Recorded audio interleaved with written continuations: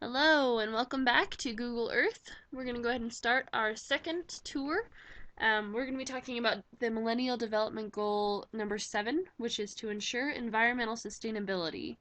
So what we're going to do is we're going to take you right into the beautiful country of Honduras once again, and we'll go from there. So what we're going to talk about, first things first, I'd like to show you I was adopted into the country of Honduras, so I'd like to show you where I picked my house to be, or my hypothetical house, and that will be located in the beautiful city of Tegucigalpa. We'll go ahead and zoom right in on the picture here. See if we can't open that up. There it is. It's my beautiful home. It's a little flat right in the more well-off, safer parts of Tegucigalpa. Less crime right here. This is my wonderful house. But you're wondering what this has to do with environmental sustainability. Well, I'll tell you what. The reason that I brought it up is because everything in that house of mine, for the most part, is powered by the collection of fuel wood. And this has to lead us into my next point, which will be environmental sustainability. So the biggest problem for Honduras that I felt was a big problem is deforestation. And what deforestation is, it is basically forests being destroyed for various reasons. So what we're going to talk about is how Honduras struggles with that. Honduras suffered the greatest percentage loss of forest cover of any country in Latin America. So between the years of 1990 and 2005, that 15-year period, 37.1% of all the forests of Honduras disappeared. Honduras' high deforestation rate comes primarily from the fact that it is the second poorest country in Latin America. Central America, excuse me.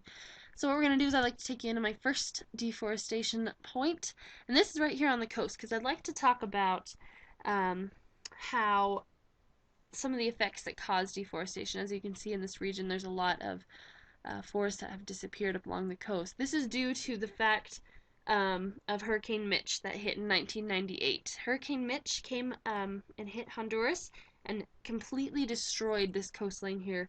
That was the main cause for deforestation in this area. The tropical storms have often caused a lot of problems with deforestation. Another thing, deforestation results from agricultural colonization by farmers.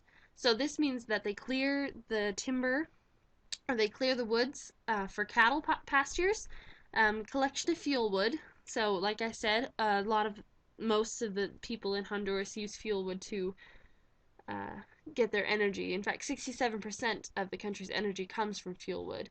Deforestation is also caused from mining activities, timber harvesting, and forest fires. So most of these activities, in fact, are illegal in this country of Honduras. So illegal logging is a major problem. 85% of timber production is, in fact, illegal. So let's talk about some of the opportunities that we've had in deforestation.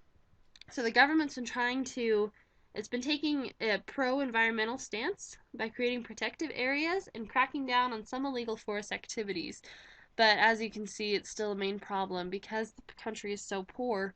A lot of people have resorted to illegal taking of timber to provide energy to fuel their everyday lives.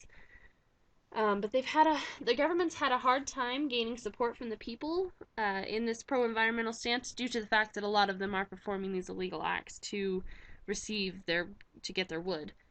In June 2005, however, Honduras received aid from the Millennial Challenge account for improving productivity of farmers and building roads to increasing rural areas.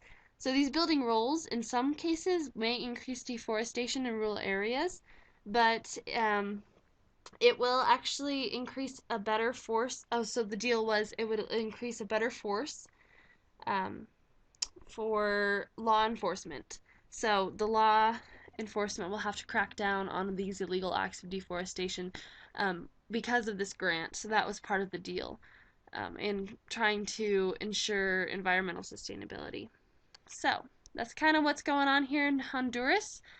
I hope you enjoyed this tour, and like I said, we're working on getting this problem of deforestation under control so that we can keep these beautiful forests that we have here in Honduras. All right, and thanks for watching, and we'll see you on development goal number 8.